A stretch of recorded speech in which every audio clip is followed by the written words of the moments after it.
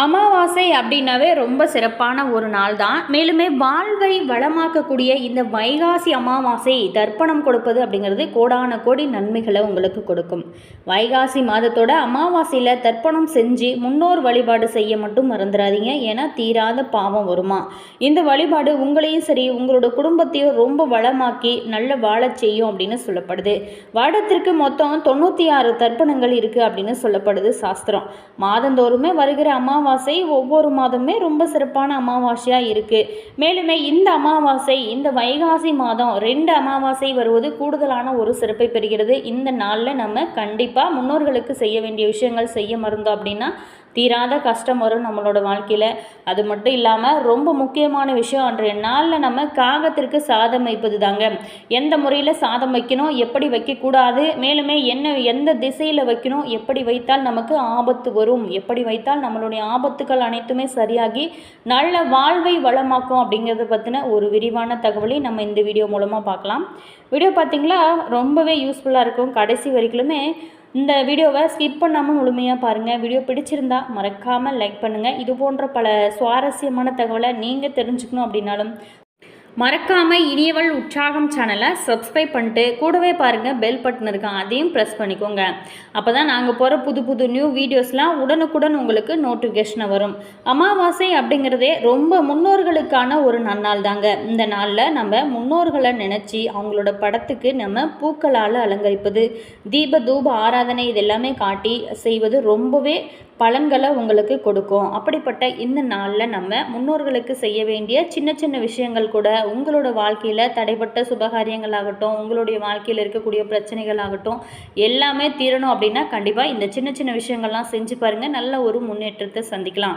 அதில் ரொம்பவே முக்கியமான விஷயம் என்ன அப்படின்னா, காகத்திற்கு சாதம் வைக்கும்போது இந்த தவறுகளை மட்டும் செஞ்சீங்க அப்படின்னா தலைமுறை சாபம் வருமா. அது என்ன அப்படிங்கிறத நம்ம விரிவாக பார்க்கலாம். காகத்திற்கு எந்த திசையில் சாதம் வைக்கணும், எந்த திசையில் வைக்கக்கூடாது, அப்படி வைத்தால் என்னெல்லாம் நடக்கும் அப்படிங்கிறத நம்ம விரிவாக பார்க்கலாம். மேலுமே அமாவாசையில் முன்னோர்களுக்கு திதி கொடுத்து நம்ம காகத்திற்கு சாதம் வைப்பது ஏன் தெரியுமா அப்படிங்கிறத விரிவாக பார்க்கலாம். அதாவது திதி அமாவாசை தினத்தில் நம்ம கண்டிப்பாக காகத்திற்கு உணவிடுவதன் மூலம் பித்ருக்களோட ஆசி நமக்கு கிடைக்கும் அப்படிங்கிறது காலங்காலமாக இருந்துட்டு வர ஒரு விஷயம். அமாவாசை தினத்தன்னைக்கு மறைந்த நம்மளுடைய முன்னோர்கள் காக்கை வடிவில் வந்து நம்மளுடைய வீட்டில் வழிபாட்டில் கலந்து கொள்வாங்க அப்படிங்கிறது ஐதீகம்தான்.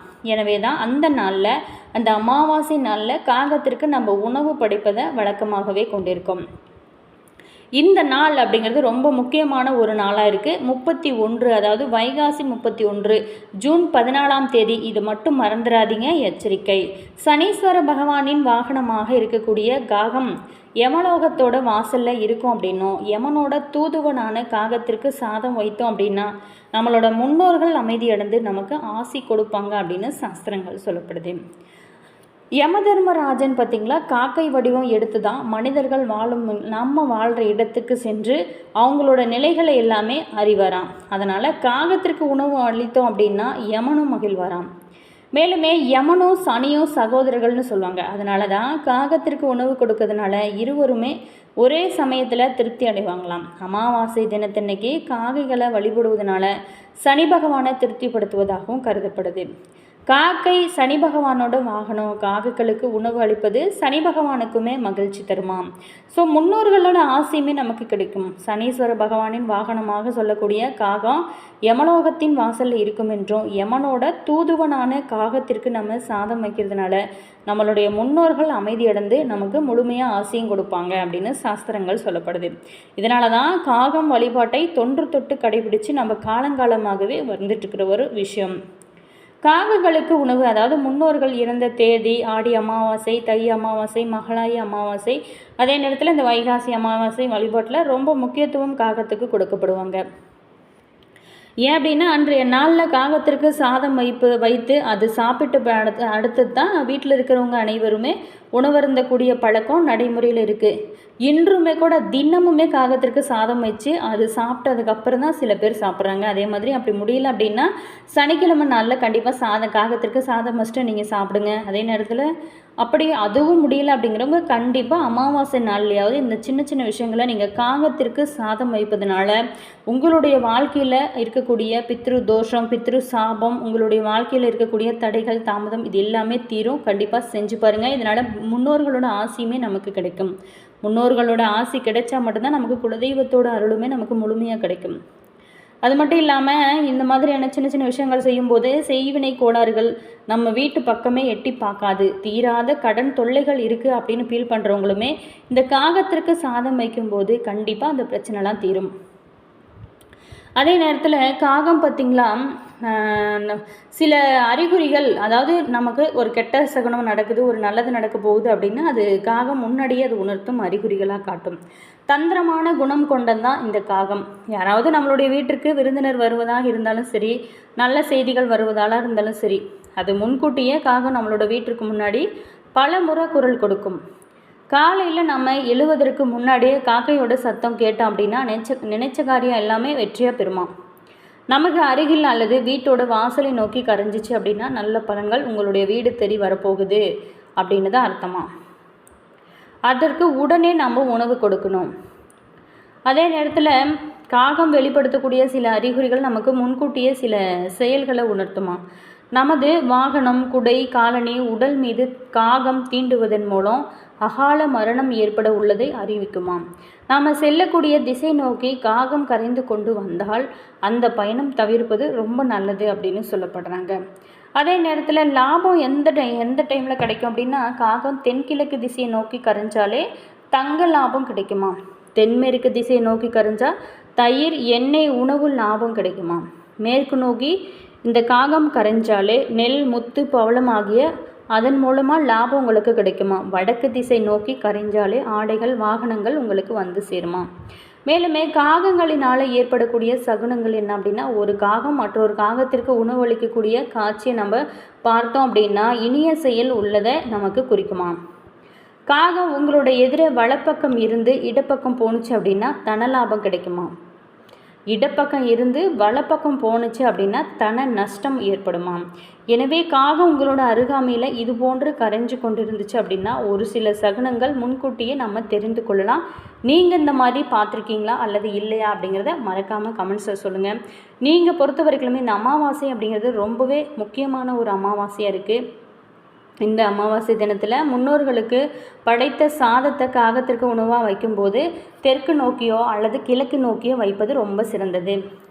வீட்டு இருக்கு இல்லையா, வீட்டோட மொட்டை மாடியில் அல்லது காகம் எளிதில் உணவு சாப்பிடக்கூடிய அளவு திறந்த வெளியில் நீங்கள் சுத்தமான தட்டில் வைப்பது ரொம்ப சிறந்தது. அப்படி இல்லைன்னா ஒரு இலையை போட்டு அதில் வைங்க. காகம் உணவை உடனே சாப்பிட்டா முன்னோர்களோட ஆசி கிடைச்சி பித்ரு தோஷம் நீங்கும் அப்படின்னு நம்பப்படுது. அதே நேரத்தில் வைக்கவே கூடாத திசைகள், நம்ம சாதம் வைக்கும்போது மட்டும் கண்டிப்பாக இதை ஃபாலோ பண்ணுங்கள். வடக்கு திசையில் காகத்திற்கு சாதம் வைப்பதை முக்கியமாக தவிர்க்கணும். இது முன்னோர்களோட கோபத்திற்கு காரணமாகி குடும்பத்தில் தரித்திரம், பண இழப்பு, முன்னேற்றத்தில் ஒரு தடைகள் இது எல்லாமே ஏற்படும் அப்படின்னு சொல்லப்படுது. அதே நேரத்தில் மண்ணில் நேரடியாக சாதத்தை வைப்பாங்க. இதில் கண்டிப்பாக உணவு நம்ம ஒரு இலை போட்டு வைக்கலாம் அல்லது ஒரு தட்டத்தில் வைக்கலாம். இந்த மாதிரி வைக்கிறத முக்கியமாக தவிர்க்கணும். அகல் விளக்கு அல்லது இலையில் வைப்பது ரொம்ப சிறந்தது. அதே நேரத்தில் காகம் உணவை அது எடுக்கவே இல்லை அப்படின்னா முன்னோர்கள் ஏதோ உங்கள் மீது குறை இருப்பதாக சொல்லப்படுது. அதே மாதிரி உங்கள் மேலே ஏதாவது கோபத்தில் இருக்காங்க அப்படின்னு அர்த்தம். அதனால் அவங்களுக்கு செய்ய வேண்டிய திதி, தர்ப்பணம், சிதார்த்தம், அதே மாதிரி மாதம் வரக்கூடிய அமாவாசை நாளில் முன்னோர்களுக்கு செய்ய வேண்டிய உணவு படையல் போட்டு காகத்திற்கு சாதம் வைங்க. உங்களுடைய குலதெய்வத்தை நீங்கள் போய் மனதார வேண்டிக்கோங்க. எந்த தெரிஞ்சும் தெரியாமல் செஞ்சுருந்த தவறுக்கு என்னை மன்னிச்சிடு, நான் உன்னை இத்தனை நாளாக கண்டுக்கல அப்படின்னு சொல்லிட்டு என்னை மன்னிச்சிக்கோ அப்படின்னு சொல்லிட்டு நீங்கள் கண்டிப்பாக முன்னோர்களை நினச்சி குலதெய்வ வழிபாடு செய்யுங்க. உங்களுடைய எவ்வளோ பெரிய கோபமாக இருந்தாலும் சரி உங்களுக்கு அது எல்லாமே தீரும். மேலுமே கண்டிப்பாக காகத்திற்கு நம்ம சாதம் வைக்கும்போது கருப்பு எள் கலந்து வைப்பது பித்ரு தோஷத்தை நீக்குமா. அதே நேரத்தில் வளர்பிறை நாட்களை விட அமாவாசை திதி நாட்களில் நீங்கள் காகத்திற்கு உணவு கொடுப்பது அப்படிங்கிறது அதிகமான பலன்களை நமக்கு பெற்றுக் கொடுக்குமா. காகம் பொறுத்த வரைக்குமே சனி பகவானோட வாகனமாகவும் முன்னோர்களோட வடிவமாகவும் பார்க்கப்படுது.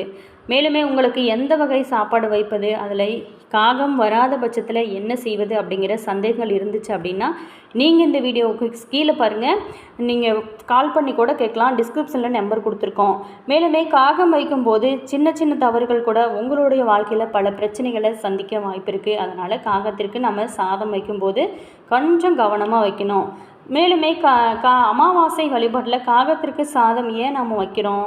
காகம் சனீஸ்வரருக்குரிய வாகனம் அப்படின்னு எல்லாத்துக்குமே தெரியும். ஆனால் பிதுர் எனப்படக்கூடிய முன்னோர் வழிபாட்டிற்குமே முக்கியத்துவம் இருக்குது. அதாவது காகம் யமலோகத்தின் வாசலில் இருக்கும் அப்படின்னும் யமனோட தூதுவம் அப்படின்னு சொல்கிறத நம்ம பார்த்துருப்போம். காகத்திற்கு சாதம் வைத்தாலே யமலோகத்தில் வாழக்கூடிய நம்மளுடைய முன்னோர்கள் அமைதி பெற்று நமக்கு ஆசியுமே கொடுப்பாங்க.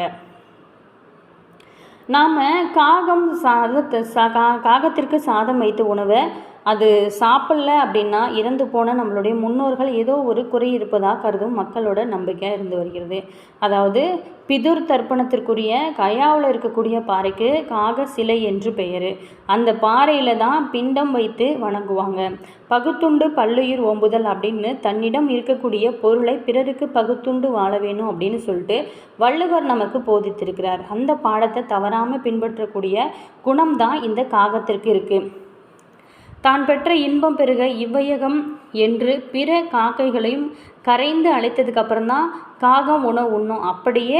அப்படிப்பட்ட ஒரு உயர்ந்த ஜீவனாக காகத்திற்கு உணவிடுவதன் மூலம் பிதர்களோட ஆசையை நம்மளால் முழுமையாக பெற முடியும் அப்படிங்கிறது சாஸ்திரம் சொல்வது சரிதானே. மேலுமே நம்ம காகத்திற்கு சாதம் வைப்பது அப்படிங்கிறது ரொம்ப ஒரு புண்ணியத்தை நமக்கு கொடுக்கும். அதுவும் பார்த்திங்களா, ஒரு சரியான முறையில் காகத்திற்கு நம்ம சாதம் வைக்கும்போது நம்மளுடைய வாழ்க்கையில் எவ்வளோ பெரிய தீராத துன்பங்கள், தீராத கஷ்டங்கள் என்னவாக இருந்தாலுமே அது எல்லாமே சரியாகும். கண்டிப்பாக ட்ரை பண்ணி பாருங்கள். நீங்கள் எந்த நாளில் நீங்கள் காகத்திற்கு சாதம் வைப்பீங்க? அமாவாசை நாளில் கண்டிப்பாக, மற்ற நாளில் வைக்கலனாலும் பரவாயில்ல. இந்த அமாவாசை நாள் ரொம்ப முக்கியமான ஒரு நாளாக இருக்குது. ஒரு சில பேர் காகத்திற்கு பார்த்திங்களா தினமுமே உணவிடுவது வழக்கமாக வச்சுருக்காங்க. அப்படி உணவிடுவதனால ஏதாவது பலன் இருக்கா அப்படின்னு கேட்டால் கண்டிப்பாக இருக்குது. நாம் காகத்திற்கு உணவிட்டு அந்த உணவை சாப்பிட்டதுக்கப்புறம் நமக்குள்ள ஒரு தன்னிறைவும் மகிழ்ச்சியும் ஏற்படும்.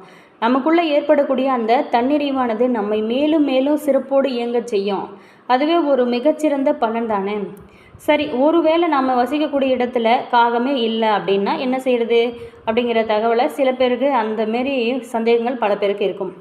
கவலை வேண்டாம். காகம் இல்லாத சமயத்தில் மற்ற விலங்குகளுக்கும் கூட நீங்கள் உணவு கொடுக்கலாம். பசுமாட்டுக்கு கீரை ஏதாவது வாங்கி கொடுக்கலாம்.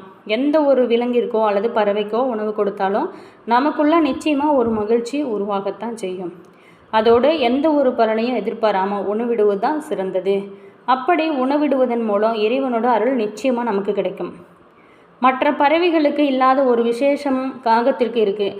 அது என்ன அப்படின்னா, காகம் அப்படிங்கிறது யமதர்மராஜாவுக்கும் சனீஸ்வரனுக்கும் உரியதாக இருக்கிறது. யமதர்மராஜா காகத்தின் மீது அமர்ந்து பூலோகத்தை சுற்றி பார்ப்பார் அப்படிங்கிறது நம்பிக்கை. அப்படி இருக்கையில் காகத்திற்கு உணவு கொடுப்பதன் மூலம் யமன் மகிழ்வார் அப்படின்னு சொல்லப்படுது. யமதர்மராஜாவும் சனீஸ்வரனுக்கு சகோதரர்கள். அதனால் காகத்திற்கு உணவிடுவதன் மூலம் இருவரோட ஆசையை நம்மளால் ஈஸியாக பெற முடியும். அது மட்டும் இல்லாமல் முன்னோர்களோட ஆசையும் நம்மளால் பெற முடியும். முன்னோர்களோட ஆசை இருந்துச்சு அப்படின்னா குலதெய்வத்தோட அருள் நமக்கு முழுமையாக கிடைக்கும். குலதெய்வத்தோட அருள் கிடைச்சா மட்டும்தான் மற்ற தெய்வத்தோட அருளுமே நமக்கு கிடைக்கும் முழுமையாக. என்ன நேயர்களே, இந்த வீடியோவில் நம்ம இந்த அமாவாசை நாளில் காகத்திற்கு சாதம் வைக்கிறதுனால என்னெல்லாம் நன்மைகள் நடக்கும், என்னெல்லாம் செய்யலாம் அப்படிங்கிறத பார்த்தோம். வீடியோ பிடிச்சிருக்குன்னு நினைக்கிறேன். வீடியோ பிடிச்சிருந்தா மறக்காமல் லைக் பண்ணுங்கள். இது போன்ற பல சுவாரஸ்யமான தகவலை நீங்கள் தெரிஞ்சுக்கணும் அப்படின்னாலும் மறக்காமல் இனியவள் உற்சாகம் சேனலை சப்ஸ்கிரைப் பண்ணிட்டு கூடவே பாருங்கள் பெல் பட்டன் இருக்கும், அதையும் ப்ரெஸ் பண்ணிக்கோங்க.